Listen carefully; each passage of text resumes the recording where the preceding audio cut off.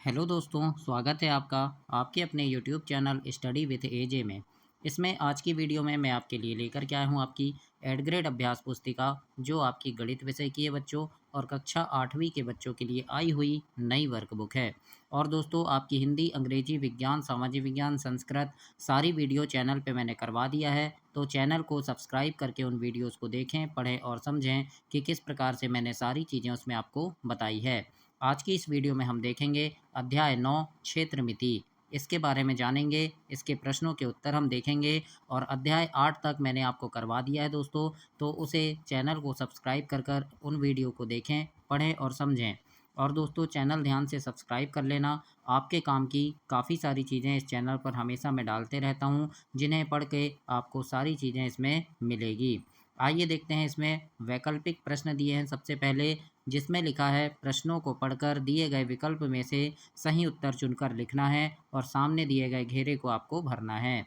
जैसे यहाँ पर सबसे पहला प्रश्न दिया है बच्चों कि यदि एक घन की भुजा को उसकी मूल भुजा से 10 गुना बढ़ा दिया जाए तो उसके आयतन में क्या परिवर्तन होगा। अगर ये एक घन है और इसकी एक भुजा है, इसकी भुजा को इसकी मूल भुजा यानी इससे 10 गुना अगर बढ़ा देंगे हम, तो इसके आयतन में क्या परिवर्तन होगा। तो 10 गुना बढ़ाने से उसका आयतन 1000 गुना होगा। यानी अगर इसकी एक भुजा को 10 गुना बढ़ा देंगे तो इस घन का पूरा जो आयतन हो जाएगा वो क्या हो जाएगा, 1000 गुना बढ़ेगा। तो इसका सही उत्तर होगा बच्चों ए नंबर। तो इस प्रकार से प्रश्न 1 का ए नंबर आपको लिखना है। आगे देखते हैं, प्रश्न नंबर दूसरा है, एक घन मिलीमीटर किसके बराबर होगा। तो एक घन मिलीमीटर होता है बच्चों 0.001 घन सेंटीमीटर के बराबर होगा। इसमें सी नंबर आपका सही उत्तर होगा प्रश्न नंबर 2 का।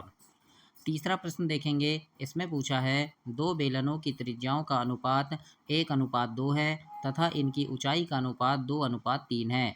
उनके आयतन का अनुपात क्या होगा। तो इसके आयतन का अनुपात हो जाएगा बच्चों 1:6। क्या हो जाएगा, 1:6 हो जाएगा। यानी दो में से दो एकम, यानी एक दूनी दो होगा, है ना। और यहाँ दो में से एक घटाएंगे तो एक आएगा, और यहाँ पर तीन दूनी के 3 और 2 का गुणा हो जाएगा, 3 दूनी 6। तो इसका हो जाएगा 1:6। बी नंबर इसमें सही उत्तर होगा। तो इस प्रकार से आपको प्रश्न 3 को लिखना है। आगे देखते हैं, प्रश्न नंबर चौथा है और इसमें पूछा है एक समचतुर्भुज के दो विकर्णों की लंबाई क्रमशः 30 सेंटीमीटर और 16 सेंटीमीटर है, उसका क्षेत्रफल कितना होगा। तो दोस्तों, समचतुर्भुज है ना, समचतुर्भुज है। इसके दो विकर्ण है, ये एक विकर्ण हो गया, ये दो विकर्ण हो गया। तो दोनों विकर्ण की लंबाई है ना, इसकी 30 है और एक की 16 सेंटीमीटर है। तो इनका क्षेत्रफल क्या होगा। तो इसका क्षेत्रफल होगा 240 सेंटीमीटर होगा बच्चों। तो इस प्रकार से आपको इसे कंप्लीट करना है। 240 वर्ग सेंटीमीटर होगा। तो ऐसे आप प्रश्न चौथे का उत्तर लिखेंगे। पांचवा देखते हैं, इसमें पूछा है यदि एक घनाभाकार टंकी जिसमें ढक्कन नहीं है, इसकी लंबाई 1 मीटर, चौड़ाई 1 मीटर है और गहराई 2 मीटर है, तो टंकी का पृष्ठीय क्षेत्रफल क्या होगा। तो इसमें पृष्ठीय क्षेत्रफल का सूत्र लगाना पड़ेगा आपको। और अभी इसके गणित में अभी आपको और आगे बताऊंगा तो उसमें और अच्छे से समझ आएगा। यहाँ पर इसका उत्तर हो जाएगा 9 वर्ग मीटर। तो इस प्रकार से आपको प्रश्न 5 का बी नंबर यहाँ आपको लिखना है बच्चों। तो ऐसे आप इसे कंप्लीट करेंगे।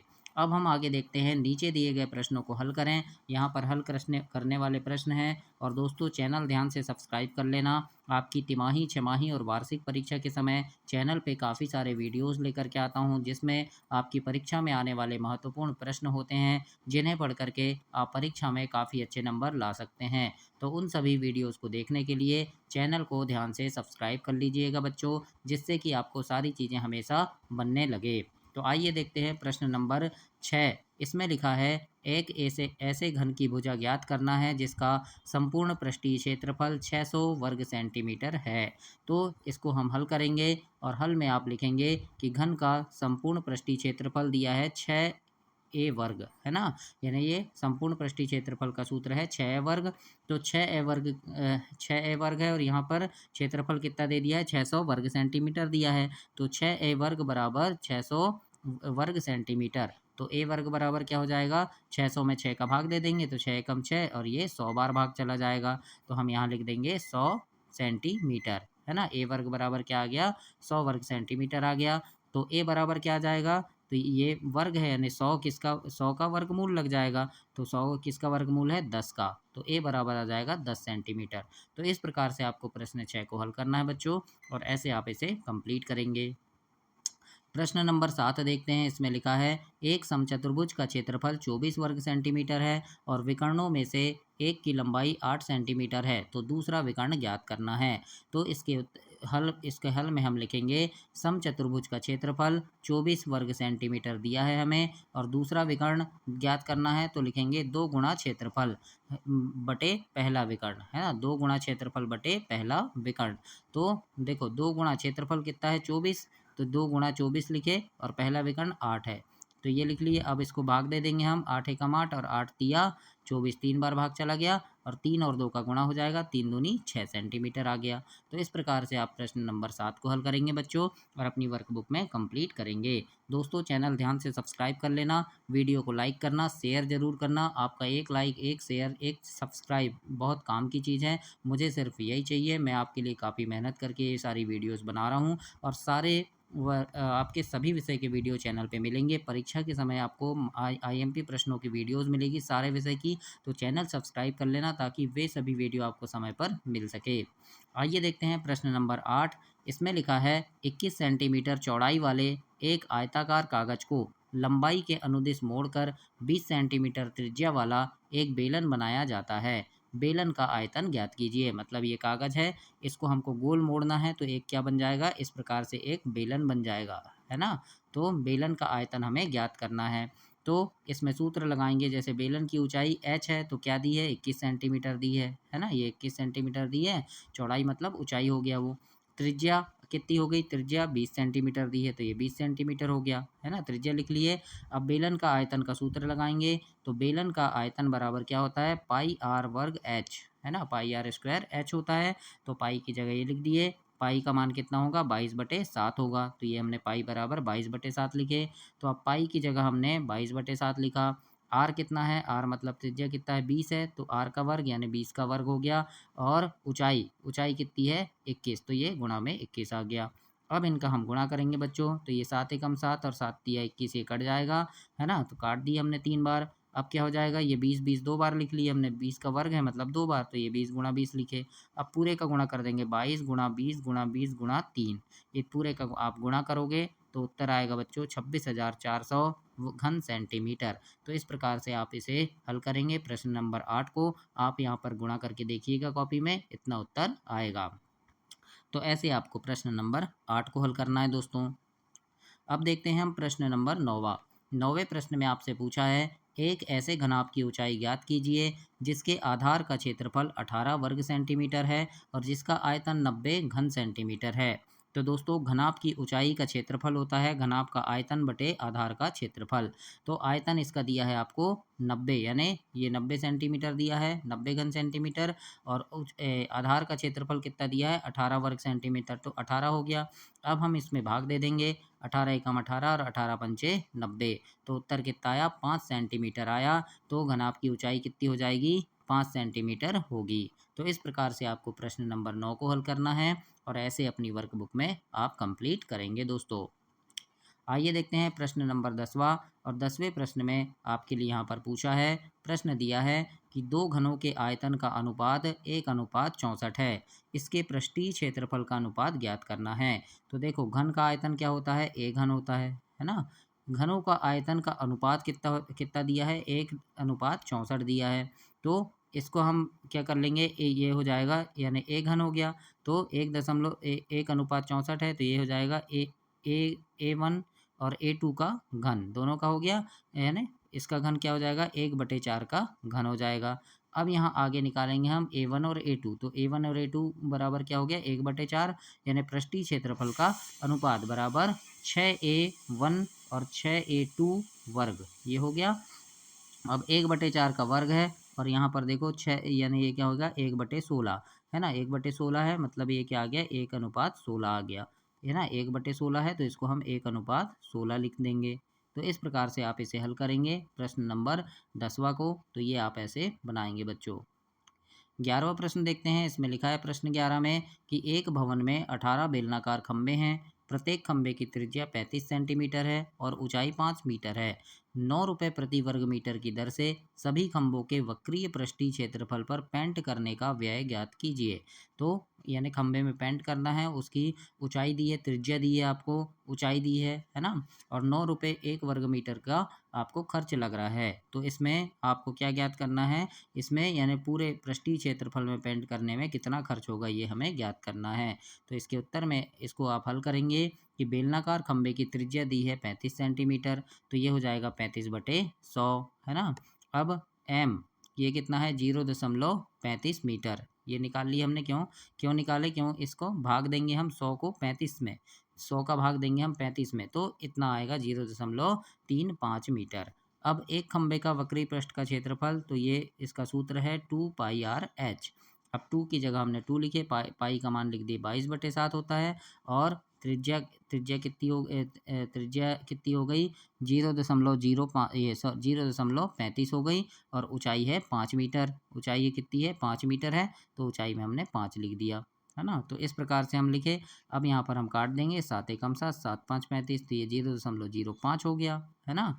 अब ऊपर पूरा गुणा कर देंगे, 2 गुणा 22 गुणा 0.05 गुणा 5, इनका हम पूरे का गुणा करेंगे, है ना। या फिर आप एक एक से भी कर सकते हैं। यहाँ 2 गुणा 22 किए तो हमने कितना आया, 44 आया, और ये 5 का गुणा 5 में किए तो 5 25, मतलब 0.25 आया, है ना। अब इन दोनों का हम गुणा करेंगे तो क्या आया, बराबर 11 वर्ग मीटर, है ना, 11 मीटर वर्ग हो गया ये। अब 18 खंभों का वक्रीय पृष्ठ का क्षेत्रफल हम निकालेंगे, तो 18 खंभे क्या होगा, 18 गुणा 11, तो ये हो गया 198 वर्ग मीटर, है ना। अब ऊंचाई है, देखो 5 मीटर है ऊंचाई, तो सभी खंभों पर पेंट करने के लिए, यानी ये कितने, 18 मीटर क्या है, ये 18 खंभे का हो गया वक्रीय प्रश्न। लेकिन एक खंभे में कितने रुपए लग रहे हैं, 9 रुपए, तो ये 198 गुणा 9 करेंगे हम, तो उत्तर आएगा 1782 रुपये। तो इस प्रकार से आपको प्रश्न नंबर 11 को हल करना है और अपनी वर्क बुक में इसे कंप्लीट करना है। आगे देखते हैं, प्रश्न नंबर 12 है, और इस प्रश्न में आपके लिए यहाँ पूछा है कि एक कंपनी चाय पत्ती बेचती है। चाय पत्ती को पैक करने के लिए घनाभार डिब्बों का उपयोग किया जा रहा है। डिब्बा पी की विमाएँ 3 सेंटीमीटर है, 8 सेंटीमीटर और 20 सेंटीमीटर है, और डिब्बा क्यू है यानी दूसरा डिब्बा है, उसकी विमा है 2 सेंटीमीटर, 10 सेंटीमीटर और 24 सेंटीमीटर। डिब्बे का कौन सा आकार कंपनी के लिए आर्थिक दृष्टि से लाभदायक होगा और क्यों, मतलब सस्ता पड़ेगा, ऐसा पूछा है। तो आप यहाँ लिखेंगे, जैसे डिब्बा पी है तो इसका आयतन निकालेंगे, 3 गुणा 8 गुणा 20, तो ये हो जाएगा 480 घन सेंटीमीटर, और दूसरे डिब्बे का निकालेंगे 2 गुणा 10 गुणा 24, तो ये भी है 480 घन सेंटीमीटर। तो यहाँ पर लिखा है डिब्बा पी का पृष्ठीय क्षेत्रफल क्या हो जाएगा, 2LB plus BH plus HL, है ना। तो यहाँ पर अब जो जो मान है उसकी जगह हम रख देंगे, 2 की जगह 2 लिख दिए, है ना। LB यानी लंबाई गुणा ये ऊंचाई, है ना, तो ये हो जाएगा 3 8 फिर 8, है ना, 3 गुणा 8 धन 8 गुणा 20 धन 20 गुणा 3। तो इन पूरे का आप गुणा करोगे तो कितना आता है, 288 वर्ग सेंटीमीटर आता है। आप गुणा करके अलग कॉपी में देखिएगा, मैं आपको यहाँ गुणा करके बताऊंगा, काफ़ी लंबी वीडियो हो जाएगी, इसलिए आप इन सभी का गुणा कीजिएगा जोड़ के, तो कितना आएगा, 488 घन सेंटीमीटर आएगा। पहले आप 3 और 8 का गुणा करेंगे, फिर 8 और 20 का, और 20 और 3 का, तीनों का गुणा करके फिर तीनों को जोड़ देना है, और फिर 2 से गुणा कर देना है। इस प्रकार आपको करना है। अब डिब्बा क्यू का पृष्ठीय क्षेत्रफल उसी प्रकार निकालेंगे, 2 गुणा 10 फिर 10 गुणा 24 धन 24 गुणा 2, फिर यहाँ पर इन दोनों का गुणा कर देना, इन दोनों का और इन दोनों का, फिर तीनों को जोड़ देना और 2 से गुणा कर देना। तो इसका आएगा दोस्तों 616 वर्ग सेंटीमीटर। तो हमें समझ आ गया कि डिब्बा पी का पृष्ठीय क्षेत्रफल डिब्बा क्यू से कम है, तो डिब्बा पी जो होगा वो लाभदायक होगा। तो इस प्रकार से आप प्रश्न नंबर 12 को ऐसे हल करेंगे और कंप्लीट करेंगे। आगे देखेंगे, प्रश्न नंबर 13 है, और इसमें पूछा है ए भुजा वाले 6 घनों को मिलाकर निम्न अनुसार 2 घनाभ बनाए बनाए गए हैं। यानी ये देखो, ये जो भुजा है, इन भुजाओं को मिलाकर इस प्रकार से घनाभ बनाए गए हैं। तो पूछा है घनाभ ए घनाभ बी के पृष्ठीय क्षेत्रफल की गणना करके बताइए किसका पृष्ठीय क्षेत्रफल कम है। तो यहाँ पर 2 घनाभ दिए हैं, तो किसका पृष्ठीय क्षेत्रफल कम है ये आपको बताना है। तो अब हम यहाँ पर गणित करेंगे कि घनाभ ए की लंबाई है 60, है ना, चौड़ाई और ऊंचाई निकालना है। तो घनाभ ए का पृष्ठीय क्षेत्रफल क्या हो गया, 2LB BH HL, है ना, चौड़ाई मतलब बी से उनको हम अंकित करते हैं। तो इसमें हम लगा देंगे सूत्र 2 गुणा 6a फिर गुणा a फिर धन a गुणा a धन a गुणा 6a, तो ये हो जाएगा 26a वर्ग, है ना। क्या हो जाएगा? 26a वर्ग हो जाएगा, है ना। देखो ये 6 वर्ग है, 6 है ना, 6a वर्ग है, 6 दूनी 12 हो गया और 12 देखो 6 6 36, है ना। और यहाँ a कितने बार है? 2 बार है, तो हमने ये a का गुणा करेंगे तो a वर्ग आ जाएगा। तो इस प्रकार से आपको गुणा करना है। तो ऐसे आप इसे कंप्लीट करेंगे। अब घनाभ b की ऊंचाई ज्ञात करेंगे, तो घनाभ b क्या है? 3a चौड़ाई b और ऊंचाई 2b, है ना। इस प्रकार से हम यहाँ पर लिखेंगे 2 गुणा 3a गुणा a फिर a गुणा 2a फिर 2a गुणा 3a, ये लिखे। अब हम यहाँ पर मान रख देंगे 2 गुणा 11a वर्ग हो जाएगा, है ना। और 11 दूनी क्या हो गया? 22 हो गया। तो इस प्रकार से आप लिखना है। तो ऐसे आप इसे ऐसे आप इसे हल करेंगे आगे, और यहाँ लिखेंगे कि घनाभ B का पृष्ठीय क्षेत्रफल कम है, क्योंकि B का कितना निकला है? 22 निकला है, और A का कितना निकला था? 26 निकला था। तो किसका कम है पूछा था, तो किसका है? B का पृष्ठीय क्षेत्रफल कम है। तो ऐसे आप प्रश्न नंबर 13 को हल करेंगे और ऐसे कंप्लीट करेंगे दोस्तों। अब आगे देखते हैं, प्रश्न नंबर 14 है, और इसमें आपसे यहाँ पूछा है कि किसी कमरे के फर्श में समचतुर्भुज के आकार की 40 टाइलें हैं। प्रत्येक के विकर्ण 24 सेंटीमीटर हैं और 21 सेंटीमीटर लंबाई के हैं। 2 रुपये प्रति वर्ग सेंटीमीटर की दर से इसे फर्श को पॉलिश करने में व्यय ज्ञात कीजिए। तो एक टाइल का क्षेत्रफल कितना हो जाएगा? एक टाइल का क्षेत्रफल 1/2, है ना, 1/2 D1 D2, ये लिख दी हमने। तो 1/2 D1 यानी कितना है? ये 24 है, और D2 कितना है? 21 है। तो ये हो गया। अब हम गुणा कर देंगे इसको काट देंगे हम, 2 एकम 2, 2 12 24, है ना, 12 बार कट गया। अब क्या बचा यहाँ? 12 और 21, तो 12 गुणा 21 करने में कितना आता है? 252 वर्ग सेंटीमीटर आ गया। अब यहाँ पर दूसरा है क्या? 40 टाइल्स का क्षेत्रफल। तो यानी यहाँ पर कितना निकला? 252 निकला। अब 40 टाइल्स का निकालेंगे तो 252 गुणा 40 कर लेंगे हम, तो यहाँ कितना आएगा? 10,080 10,080 वर्ग सेंटीमीटर आ गया। अब 10,000, अब क्या है? अतः 10,080 गुणा 2 किए तो कितना आता है? 20,160 रुपये आएगा। यानी 2 रुपये लग रहा है, 2 रुपये प्रति वर्ग सेंटीमीटर, इसलिए 2 से गुणा कर दिए तो आ गया 20,160। तो इस प्रकार से आप इसमें प्रश्न नंबर 14 को हल करेंगे दोस्तों। अब 15 प्रश्न है। अमन बी भुजा वाले 12 घनों को निम्नानुसार व्यवस्थित कर एक घनाभ बनाता है। तो उपरोक्त आकृति का पृष्ठीय क्षेत्रफल कितना है ये बताना है, और न्यूनतम पृष्ठीय क्षेत्रफल का घनाभ निर्मित करने के लिए ए भुजा वाले 12 घनों को किस प्रकार व्यवस्थित करेंगे ये भी बताना है। तो हम यहाँ लिखेंगे कि यहाँ लंबाई 12a, चौड़ाई कितनी है? a, और ऊंचाई a है। तो आकृति का क्षेत्रफल हो जाएगा 2LB BH HL। तो इसे हम लिख देंगे 2 गुणा 12a गुणा a फिर a गुणा a धन a गुणा 12a। अब इसका जब आप गुणा करोगे तो आएगा 2 गुणा 25a वर्ग, ये आया। अब 2 का गुणा कर दोगे तो 25 दूनी 50, तो 50a वर्ग हो गया। यानी न्यूनतम आकृति के लिए यानी न्यूनतम आकृति बनाकर आपको यहाँ पर स्वयं हल करना है, एक आकृति बनाना है आपको। तो इस प्रकार से आप प्रश्न नंबर 15 को हल करेंगे और ऐसे आप इसे कंप्लीट करेंगे। तो ये आपका अध्याय 9 कंप्लीट हुआ दोस्तों। अगली वीडियो में हम अध्याय 10 देखेंगे। तब तक के लिए आप चैनल को सब्सक्राइब करें, वीडियो को लाइक करें और अपने दोस्तों तक इसे शेयर करें। धन्यवाद बच्चों।